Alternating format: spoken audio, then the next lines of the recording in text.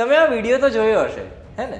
બનાસકાંઠાના વાવ વિધાનસભા ક્ષેત્રની અંદર આ વિડીયો ખૂબ વાયરલ થયો હતો અને ગુજરાતના લોકોએ પણ આ વિડીયોની ખૂબ મજા લીધી હતી. હવે આ વિડીયોમાં જે ભાઈ દેખાઈ રહ્યા છે એમણે તો એવું કહ્યું હતું કે જો ગુલાબસિંહ નહીં જીતે તો પછી હું મારું નાક કપાવી દઈશ. એટલે આ પ્રતિષ્ઠાનો સવાલ હતો અને આ પ્રતિષ્ઠા, જંગ, માન, મોભો, મર્યાદા જે કંઈ પણ હોય એનો જવાબ છે એ 23 તારીખે મળી ગયો છે. વાવની અંદર જે કોંગ્રેસની સીટ હતી એ ભારતીય જનતા પાર્ટીએ જીતી લીધી છે. 2300 જેટલા મતોથી ભારતીય જનતા પાર્ટીએ આ બેઠક છે એ પોતાનું નામ કરી છે અને આની સાથે જ સાથે વિધાનસભાની અંદર 162 જેટલું જે સંખ્યાબળ છે એ ભારતીય જનતા પાર્ટીનું થઈ ગયું છે. આ બધાની વચ્ચે આ ભાઈનો એક ફરી વિડીયો વાયરલ થઈ રહ્યો છે કારણ કે એમણે એવું કહ્યું હતું કે હું મારું નાક કપાવી દઈશ. જો કે કોંગ્રેસના કાર્યકર્તાઓ એમને સમજાવવા આવ્યા હતા અને એમને સમજાવ્યું હતું અને એનો વિડીયો ફરીથી વાયરલ થયો છે. શું છે આ વિડીયો, એમાં શું વાત કરી આ ભાઈએ, વિસ્તારે વાત કરીએ. નમસ્કાર, વાઇબ્સ ઓફ ઇન્ડિયા સાથે હું સમીર. બનાસકાંઠાના વાવ વિધાનસભા ક્ષેત્રનું એક ગામ છે જેનું નામ છે મોરીખા.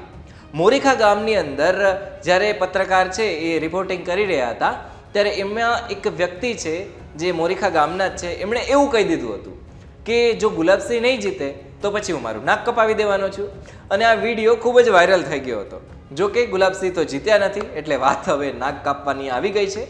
તો આ જે વાત છે એ બહુ વાયરલ થઈ હતી અને લોકો કહી રહ્યા હતા કે ક્યાં છે આ ભાઈ નાક કપાવવાવાળા, એનું નાક કાપી નાખો, આમ તેમ જે કંઈ પણ છે. અને એને વ્યક્તિગત રીતના હેરાન પણ કરવામાં આવતા હતા.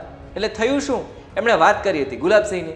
એટલે ગુલાબસિંહના સમર્થકો પહોંચ્યા એમની પાસે અને એમણે આ કાકાને સમજાવ્યા હતા અને ગુજરાતના લોકોને પણ અપીલ કરી હતી કે આ કાકાને વધારે હેરાન ન કરે. શું કહ્યું હતું કોંગ્રેસના લોકોએ અને આ કાકાએ, સાંભળીએ. મોટા મોટા નેતાઓ ફરી જાય તમે ત્યાં શા બને નાગરિક આમાં છોડો નાક કાપવાની જરૂર હોય.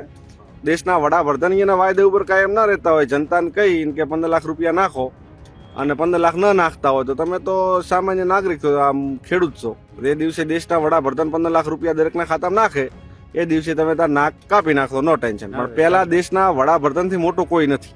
દેશના વડાપ્રધાન જ જો અહીંયાના વાયદા ઉપર કાયમ ના ઉતારતા હોય, રાજકારણમાં એવું હોય કે એ ખુદ કાયમ ના ઉતરતા તો તમારે નાક કાપવાની કોઈ જરૂર આવતી નથી. તમે જે બોલ્યા હતા એ સાચું બોલ્યા હતા કે ગુલાબસિંહ જીતે છે, મોરીખામ જીત્યા, ભાજપ 3જા નંબરે રહ્યું.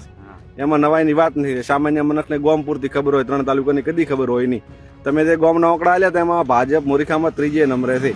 એટલે તમારે નાક કાપવાનું થતું નથી. રેડી, નો ટેન્શન. ખેર આ તો ચૂંટણી છે, બરાબર. હાર જીત બધું તો આવ્યા રાખે, પાર્ટીઓ પણ આવ્યા રાખે. ભારતીય જનતા પાર્ટી હોય, કોંગ્રેસ હોય, આમ આદમી પાર્ટી હોય, ટીએમસી હોય, એઆઈડીએમકે હોય, ડીએમકે હોય, એઆઈએમઆઈએમ હોય, કોઈ પણ પાર્ટી હોય, આવે છે જાય છે. પણ મેઇન શું છે, આજે મતની તાકાત છે એ બરકરાર રહેવી જોઈએ. આપણા દેશની અંદર લોકતંત્ર છે એ જીવંત રહેવું જોઈએ. અટલ બિહારી વાજપેયીએ કહ્યું હતું એ રીતના કે પાર્ટિયા તો આएगी जाएगी बनेगी बिगड़ेगी पर ये देश रहना चाहिए, इस देश का લોકતંત્ર અમર રહેના ચાહીએ. આ વિડીયો તમને કેવો લાગ્યો અમને કમેન્ટમાં લખી અને જણાવજો અને આ વિડીયો વધારેમાં વધારે લોકો સુધી પહોંચાડજો. અને એક આપણા સમાજની જો વાત કરીએ તો ટ્રોલિંગનું એક કલ્ચર છે એ બહુ જાગી ગયું છે. કંઈ પણ થાય ને એટલે આપણે લોકોને ટ્રોલ કરવા લાગીએ છીએ. આ એક પ્રકારની નકારાત્મક માનસિકતા જે આપણી અંદર જાગી ગઈ છે અથવા તો જગાવવામાં આવી છે કે જે કંઈ પણ હોય, પણ એ દૂર થાય એના માટે તમે સમાજનો શું ફાળો આપી શકો છો એ પણ અમને કમેન્ટમાં લખી અને જણાવજો. તમારા મતે આ જે ટ્રોલિંગ છે એ કેટલું યોગ્ય છે, કેટલું અયોગ્ય છે એ પણ અમને લખી અને જણાવજો. કારણ કે મજા તો લોકો લઈ લે છે પણ જે હેરાન થાય છે એને જ ખબર હોય છે કે કેવી વીતતી હોય છે એનો.